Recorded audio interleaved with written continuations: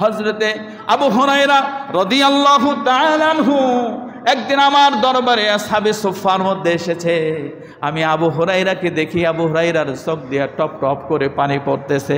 আমি জিজ্ঞাসা করলাম, আবু হুরায়রা, তোমার চোখে পানি কেন? তুমি কাঁদছো কেন?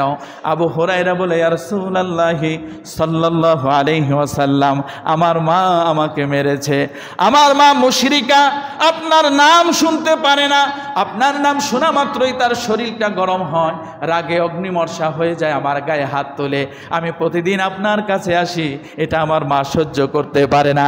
যখন শুনছে আমি আপনার কাছ থেকে গিয়েছি, আমার মা আমাকে ধরে মেরেছে।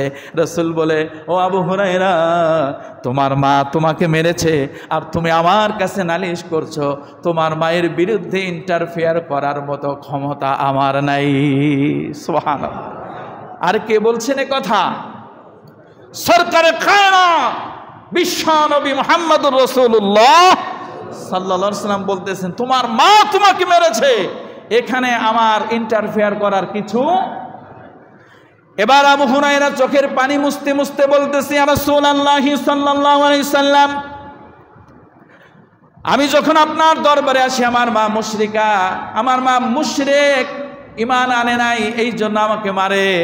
ওগো নবী, আপনি যদি আমার মায়ের জন্য একটু দোয়া করেন, তাহলে তো আমার মা এই রাস্তা থেকে ঘুরেও আসতে পারে। এবার আবু হুরায়রাকে বিশ্বনবী বলেন, আবু হুরায়রা রে, তুমি দৌড়ায় বাড়ি যাও, আর আমি এখান থেকে তোমার মায়ের জন্য দোয়া করছি। আবু হুরায়রা বিশ্বনবীর সামনে থেকে উঠে দৌড় দিয়েছে। আবু হুরায়রাকে পিছন থেকে বন্ধুরা টেনে ধরে, আবু হুরায়রা কোথায় যাও?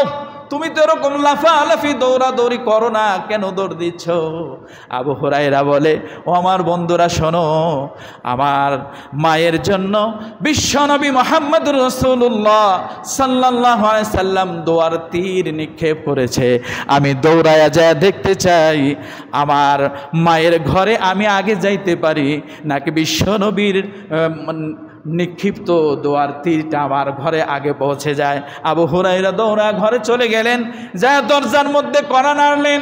আবু হুরায়রা বলে, আমি বাহির থেকে শুনতে পেলাম ভিতরে কেউ যেন একজন গোসল করতেছে। একটু পরে দরজাটা খুলে দিল। দরজা খুলে দিল আমার জনম দুঃখিনী মা। মা বৃদ্ধা মানুষ, চুলগুলো পেকে গেছে। মা গোসল করে সে যখন দরজাটা খুলে দিল, মায়ের সাদা চুল বেয়ে বেয়ে টপ টপ করে পানি পড়তেছে। আবু হুরায়রা তখন বুঝতে পারলাম, আমার বিশ্বনবীর নিক্ষিপ্ত দোয়ার তীর আমার মায়ের কলবে আগেই পৌঁছে গেছে। অন্য দিনের তুলনায় আজকে আমার মায়ের ব্যবহারের মধ্যে বিশাল ব্যবধান দেখতে পেলাম। অন্যদিন ভিতর থেকে কর্কশ আওয়াজ আসে, আর আজকে যখন দরজাটা খুলে দেয়, তখন দরজা খোলার সময় বলে, কে রে? আমার আবু হুরায়রা নাকি? বাবা বাবা একটু দাঁড়া, আমি তোর জন্য দরজা খুলে দিচ্ছি। আবু হুরায়রাকে আমার নবীর দোয়া আমার ঘরে পৌঁছে গেছে। মায়ের আচরণ দেখে আমি মুগ্ধ হয়ে গেলাম। আমার মা দরজা খুলে দিয়ে আমাকে বলতেছে, আবু হুরায়রা রে,